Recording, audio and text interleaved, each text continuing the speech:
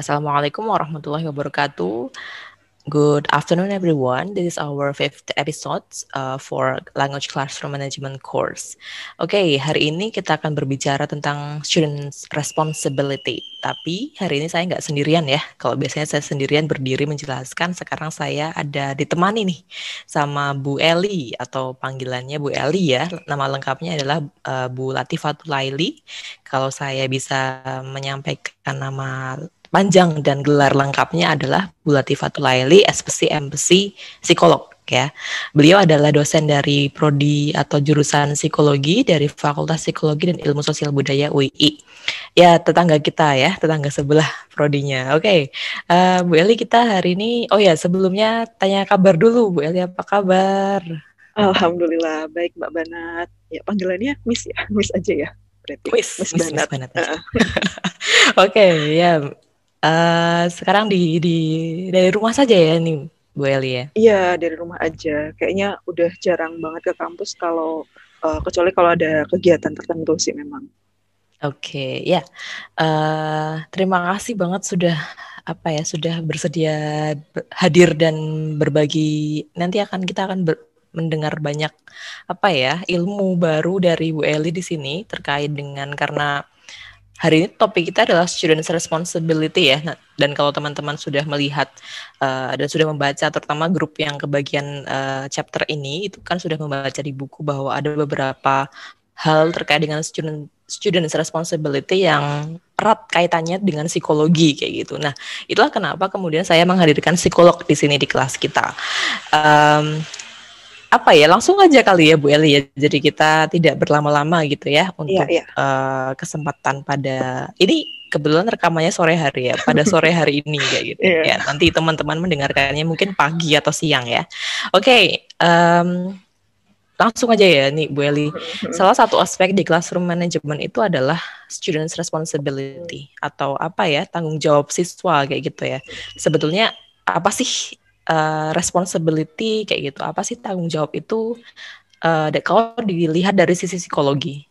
Ya, jadi kalau tanggung jawab gitu, kalau misalnya dilihat dari sudut pandang psikologi itu adalah tanggung jawab atas apa yang kita pikirkan, apa yang kita rasakan, dan bagaimana kita berperilaku gitu. Jadi luas gitu ya, selain perilaku yang nampak, tapi juga proses mental di dalamnya ada pikiran dan perasaan.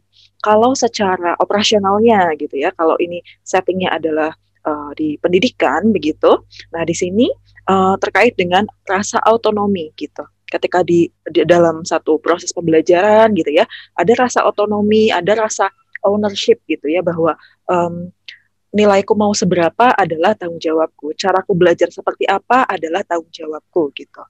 Nah, kira-kira itu, dan juga tentang choice gitu. Jadi kalau misalnya kelas yang memberikan fasilitasi student responsibility yang bagus gitu ya, tentunya adalah kelas yang menawarkan pilihan-pilihan kepada si siswanya gitu. Jadi kayak misalnya tadi, apakah hari ini siswa atau mahasiswa itu masuk ke kelas atau tidak masuk ke kelas, itu adalah tanggung jawabnya, itu adalah pilihannya. Apakah dia ingin mengerjakan secara mandiri atau dia itu mau mencontek, itu adalah pilihannya gitu. Sampai dengan tugas-tugasnya gitu ya. Kalau nanti kita bicara tentang trik dan tipsnya gitu ya, strateginya bagaimana adalah kasih atau berikan gitu ya, berikan kesempatan bagi siswanya itu untuk memilih bagaimana cara dia mengerjakan tugasnya gitu kira-kira. Oke, menarik ya tadi bagian dikasih, jadi siswa dikasih pilihan untuk memilih kayak gitu ya. Karena kan kebanyakan dari kita, mungkin zaman kita masih jadi murid dulu ya Bu Eli ya, itu kayak kita nggak pernah dikasih pilihan kan sama guru, kayak udah dikasih dan harus dikerjakan kayak gitu misalkan. Kalau misalkan, nah pertanyaan menarik nih, kalau misalkan dikasih pilihan terus memilihnya si siswa itu malah kayak milih yang ya udah Bu, kalau dikasih pilihan aku nggak mau ngerjain kayak itu tuh gimana tuh kalau kayak gitu? Oke, jadi maksud dari memberikan pilihan itu adalah cara kita berkomunikasi gitu. Sebagai contoh, beberapa waktu yang lalu gitu ya, belum lama inilah, mahasiswa di kelas saya itu bertanya mengenai bagaimana dia mengerjakan tugasnya gitu. Dalam tugasnya itu dia harus melakukan semacam observasi dengan rentang waktu tertentu. Nah, dia tidak bisa memenuhi itu gitu. Nah, dia bertanya ke saya, boleh nggak sih Bu kalau saya tidak sesuai dengan aturannya gitu. Nah, di situ cara komunikasi kita sebagai pengajar adalah kita kasih opsi bahwa kalau kamu tidak mengerjakan sesuai dengan durasinya, ini konsekuensinya gitu. Jadi apakah dia akan mengikuti atau tidak, dia paham gitu. Dia yang memilih kondisinya, bukan hanya sekedar uh, ini diperintahkan oleh guru atau dosennya begitu. Oke, berarti kayak dikasih semacam apa ya, informasi bahwa setiap tindakan itu ada konsekuensinya, kayak gitu ya. Iya, Setiap iya. pilihan yang dipilih gitu. Mm-mm. Oke, ya, ya, ya, menarik ya. Tadi Bu Eli sempat menyampaikan tentang strategi atau cara gitu ya untuk Mm-mm. membangun student responsibility kepada siswa kita. Gimana sih caranya? Khususnya mungkin kalau yang sudah mahasiswa seperti mahasiswa tadi Bu Eli itu Mm-mm. kan sudah dewasa ya, sudah Mm-mm. paham. Ini saya butuh ini, saya tidak butuh ini. Nah, kalau misalkan kita ngajarnya level anak SMP atau SMA yang mungkin masih teenager atau bahkan masih belum teenager ya, yang Mm-mm. masih kayak dari children ke teenager. Nah, itu tuh gimana ya caranya ya? Mm-mm. Nah, ini menarik. Kayaknya kita perlu cek dari tugas perkembangan masing-masing itu ya. Tadi kalau misalnya anak SD gimana sih, SMP gimana, SMA gimana, dan ketika mahasiswa gimana. Ini kan sebenarnya kalau tentang responsibility itu kan dekat dengan regulasi diri dalam belajar gitu ya. Regulasi diri dalam belajar itu kan ada kaitannya dengan bagaimana dia berpikir, bagaimana dia punya perasaan gitu ya, perkembangan sosial emosionalnya juga gitu. Nah, memang sih benar banget ini kalau menurut studi gitu yang sudah ada, ini kalau kita bicara tentang tanggung jawab kaitannya dengan siswa gitu ya, itu kalau kita bandingkan memang kalau di higher study atau mahasiswa itu memang cenderung mereka sudah bisa self directionnya udah bagus gitu, manajemen dirinya bagus, tapi ketika kita membandingkannya dengan SD, SMP, SMA ini memang masih jadi proses yang butuh inilah ya, butuh upaya lebih begitu. Nah, kalau dari sisi usia aja nih ya, mungkin teman-teman pernah belajar terkait perkembangan kognitifnya Piaget ya, ada Piaget. Nah, selain itu juga ada perkembangan moral dari Piaget. Nah, kembangan kognitifnya itu kan ketika usia 11 tahun ke atas, berarti kan ini usia SMP, SMA gitu ya, mereka sudah pada tahapan bisa berpikir secara kritis, analitis gitu ya. Maka dari itu juga ngaruh ke perkembangan moralnya dia tentang boleh nggak boleh tadi itu ya. Uh, itu adalah mereka sudah bisa diajak untuk berdialog dan bernegosiasi gitu.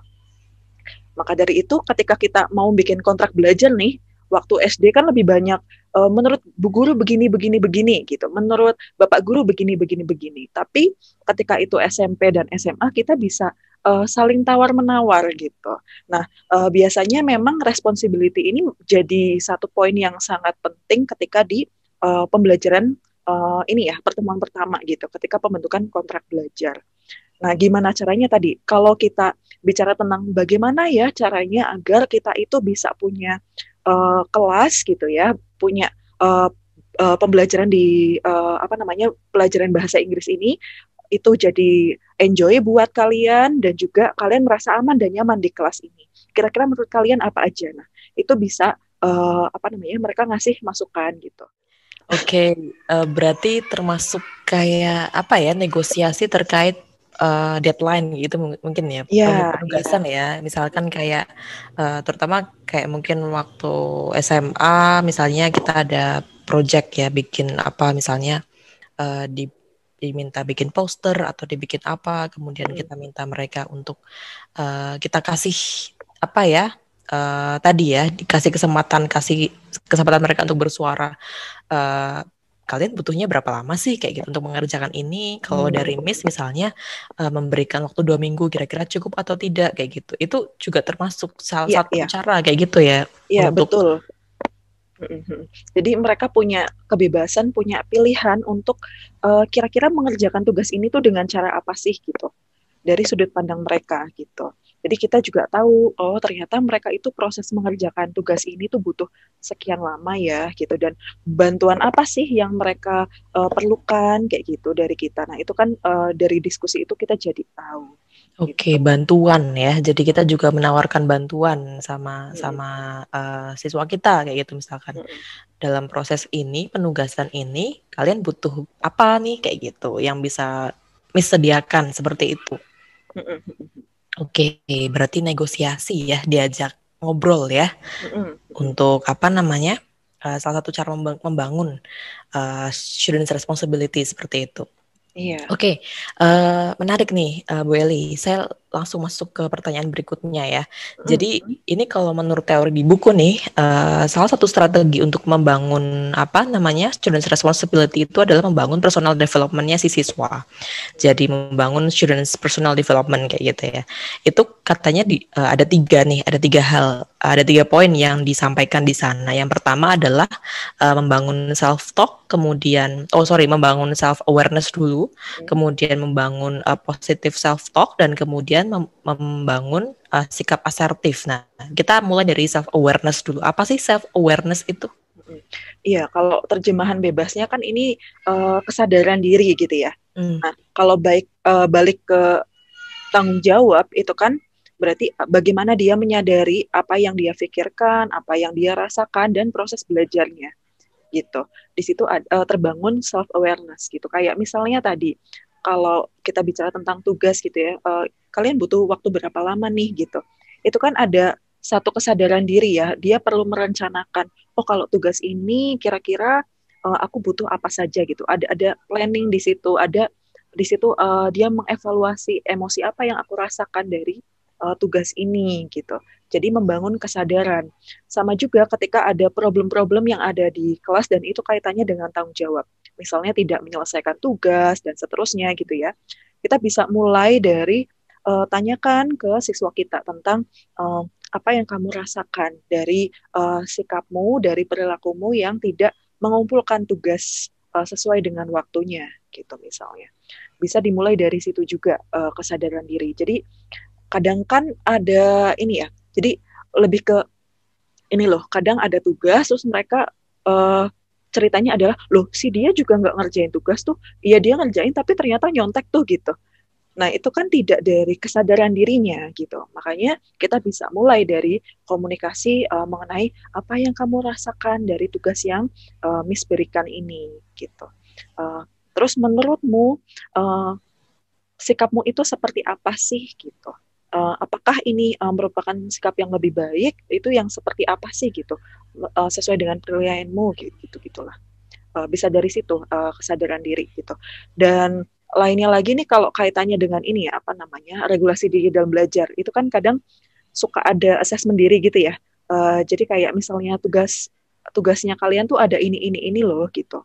Nah, menurutmu untuk bisa mengerjakan tugas sesuai dengan deadline, terus dengan tugas yang kelompok kayak gitu, yang teman-teman butuhin tuh apa sih gitu? Step-stepnya itu mulai dari mana aja sih? Nah, itu kan regulasi diri. Nah, membangun kesadaran diri bahwa tugas ini dimulai dari mana ya? Terus bagaimana dia melakukan monitoring diri, men-track gitu ya, ini kira-kira udah ngerjainnya udah sampai mana sih gitu. Dan mengevaluasi diri itu juga salah satu bagian. Tadi, aduh panjang sekali ya. Gak apa-apa. Oke, jadi self awareness adalah kesadaran diri kayak gitu ya.